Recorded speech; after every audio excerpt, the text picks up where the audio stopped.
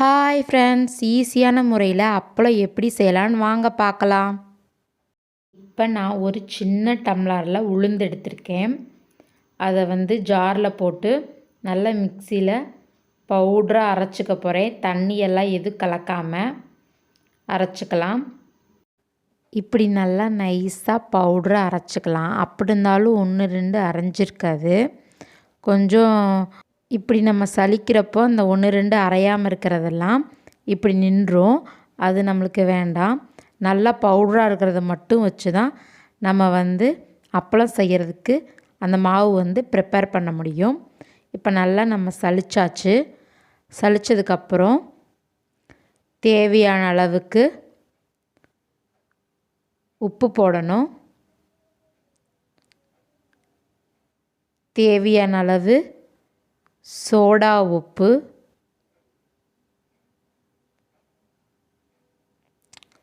போட்டு நல்லா முதல்ல கலந்து விடுங்க. ஒன்றா சேர்த்து நல்லா இப்படி நல்லா மிக்ஸ் பண்ணிக்கோங்க. நான் கொஞ்சமாக மாவு போட்டு தான் நான் செய்கிறேன். இப்போ தண்ணி ஊற்றிக்கலாம். நல்லா இறுக்கமாக பிசையணும். பூரிக்கு பிசைஞ்ச மாதிரி கூட பிசையக்கூடாது. நல்லா டைட்டாக இறுக்கமாக இருக்கணும். அந்தளவுக்கு நல்லா பிசைஞ்சுக்கணும். இப்படி பிசைஞ்சதுக்கப்புறம் நல்லெண்ணெய் மட்டும்தான் ஊற்றணும். 1 ஸ்பூன் அளவுக்கு நல்லெண்ணெய் ஊற்றினா போதும். நம்ம கொஞ்சமாக உளுந்து எடுத்து பண்ணனால 1 ஸ்பூன் அளவுக்கு நல்லெண்ணெய் ஊற்றினா போதும். ஊற்றிட்டு நல்லா மிக்ஸ் பண்ணுங்கள். இப்படி வச்சு நல்லா இப்படி டைட்டாக பிசையணும். இப்போ ஏற்கனவே நம்மளுக்கு நல்லா இறுகின மாதிரி இருக்குது. இப்போ சப்பாத்தி கட்டை வச்சுருப்போம்ல, அதை வச்சு நல்லா நல்லா அமுத்தி விடுங்க. இப்படி நல்லா டக்கு டக்குன்னு நல்லா குத்த இன்னும் மாவு நல்லா சாஃப்டாயிரும். அதுக்காக தான் சொல்கிறது. நல்லா இப்படி வச்சு நல்லா ரொம்ப டைட்டாக இருக்கும் மாவு. அதை நல்லா இப்படி நம்ம கையை வச்சு மாற்றி மாற்றி பிசைஞ்சு விட்டுட்டு நல்லா இப்படி மாவை வச்சு தேய்க்கணும். இப்படி நல்லா பிசைஞ்சு விடுங்க. நான் எல்லாம் நீங்கள் அந்த சப்பாத்தி கட்டையை வச்சு பண்ண தான் இன்னும் சாஃப்டாகும். இந்த மாதிரி கையை வச்சு நல்லா பண்ணுறப்போ இன்னும் சாஃப்டாக இருக்கும். இப்படி நல்லா தேய்ச்சிட்டு இப்போ கட் பண்ண போகலாம். இப்படி நல்ல அளவுக்கு தேய்ச்சிட்டு உங்களுக்கு தேவையான சைஸுக்கு கட் பண்ணிக்கோங்க. எனக்கு சின்ன சின்ன அப்பளமாக போதும். அதனால் நான் சின்னதாக கட் பண்ணியிருக்கிறேன். இப்படி சின்னதாக கட் பண்ணுங்கள். பாருங்கள், இந்த சைஸுக்கு சின்னதாக நம்ம கட் பண்ணி எடுத்தாச்சு. இதை இந்த 1 ரூபா காயின் அளவுக்கு நல்லா இப்படி கையிலே அமுத்தி விடுங்க. இப்படி நல்லா டைட்டாகவும் இருக்கும். நல்லா கொஞ்சம் நல்லா அமுத்தி விடுங்க. இப்படி கையை வச்சு நல்லா அமுத்துனிங்கன்னா இப்படி நல்லா அமுத்திக்கலாம்.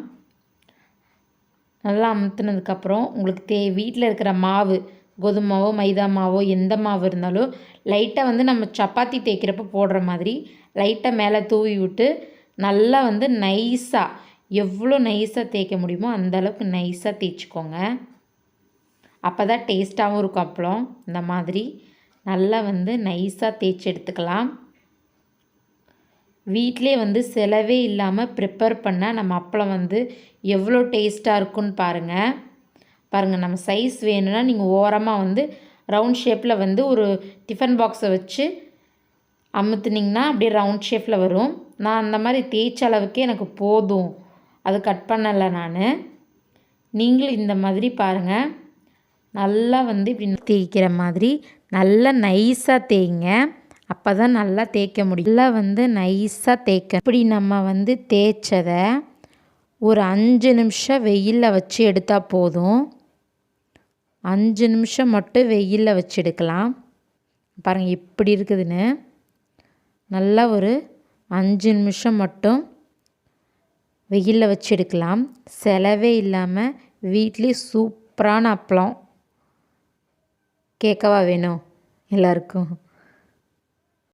கடையில் வாங்குகிற அப்பளத்துலலாம் உப்பு அதிகமாக இருக்கும், அதை தொடச்சி போடணும். அதுக்கு நம்ம வீட்டிலே வந்து செய்கிற அப்பளம் தான் ரொம்ப டேஸ்ட்டாகவும் இருக்கும், ஹெல்த்தாகவும் இருக்கும்.